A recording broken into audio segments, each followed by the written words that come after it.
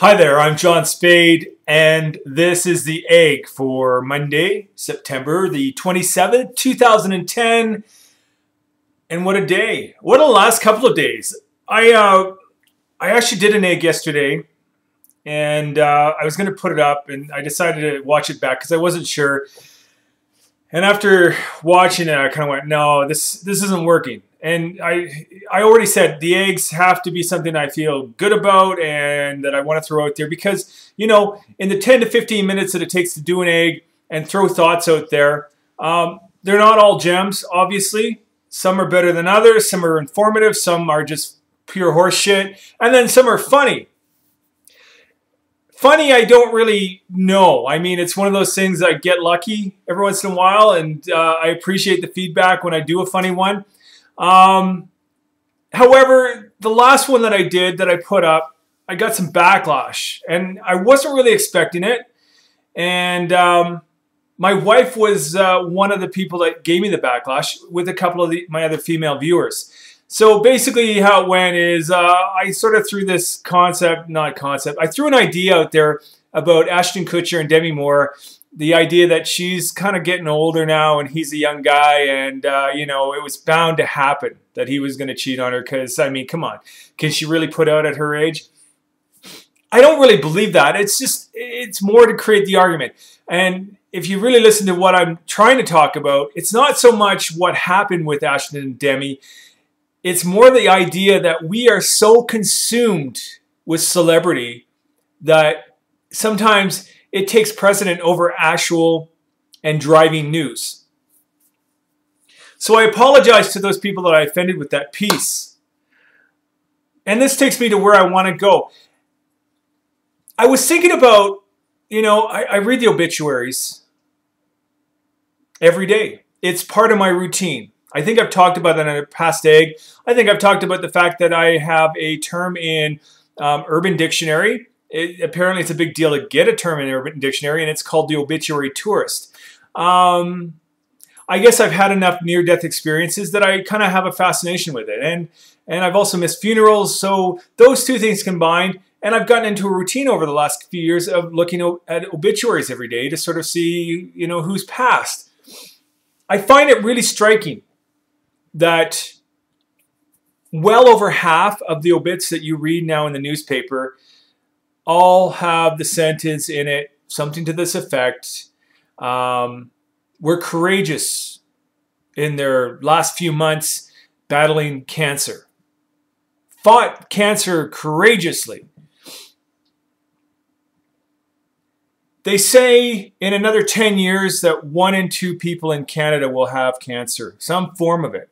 Now, of course, not all cancer is fatal, but all cancer brings the same kind of shock and awe. You know, I've had friends with cancer, and I've watched them go through. I've lost friends with cancer. The battle is pretty hard to watch. It's just not for the person going through it, but for their immediate family and friends who kind of go through the journey with them. And I wonder if it's necessary, all the suffering. And it made me think about, you know, the idea that there's cures out there. There's potentially cures to cancer. If at the very least, there are remedies out there that could alleviate a lot of the suffering, that could, you know, maybe make us not have to do really harsh things to our body, like chemotherapy and radiation, because it's a form of poisoning. And, you know, the ends justifies the means. I know there are people that have come around from these treatments and have gone on to live pretty substantial lives. And I know people that have said, no, you know what? I'm not going with this therapy. I'm going to go for something a little more on the holistic side. And they've also had success. We know there's cures out there from around the world. The internet can't, people can't stop the internet. They can't stop information being traded. And if you can wade through all the bullshit and the people that are trying to take money out of your pocket, you'll realize that there are good people in the world that really do want to get it out there. So what I thought about was, what would you give up to see a cure for cancer or some other disease that's debilitating? Would you give up your livelihood? Would you give up your job? Would you give up half your salary? How far would you go to be a humanitarian in this day and age? And unfortunately, I think for a lot of people, there's a lot of rhetoric. I'm going to write that check for $20 to the Canadian Cancer Society, and that's doing my part. You don't know where the $20 is going. In fact, we now know that at least 80% of the money that goes towards cancer research is administration. 20% goes towards actually finding a cure, and methinks that maybe the cure isn't on the horizon because it isn't going to serve anybody's needs, because when you consider the billions upon billions of dollars that go into the economy from cancer research and the treatment of cancer, it doesn't serve any one purpose to have a cure. So maybe there's not enough people dying or suffering from it. It seems odd to me because every person that I know knows somebody else that has cancer. You know somebody, or you have a family member, or they have a family member. Cancer is so prevalent. We know that there are potentially cures out there. But unfortunately, until greed takes a backseat, until we decide that we don't need an extra point return on our mutual funds, which I might add, I don't own any mutual funds. I can't, with good conscience, put my money into that. If I die poor, I'll fucking die poor. I'm good with that because I want my conscience clear to know that my money didn't go to back some big conglomerate pharmaceutical company that is just out producing chemicals for your body with no interest in an actual cure, because that would mean the profits and dividends would dry up. That's the reality of the world, and I choose not to partake in that specific reality. I can't be a hypocrite, stand up here and talk about it. So what I ask you is, how far would you go to see an eventual cure, to see an end to suffering in the world? I'm throwing it out there. I'm on a soapbox today. Imagine that. Final thing I want to talk about is I get home today. It was a rather long day, and my inbox is kind of inundated with people that I've never heard of who have checked out the egg because I posted on the Calgary Herald. A guy was talking about, he's got information, he's done his research that shows that, guess what? There's corruption in politics. Anyways, we're all adults here.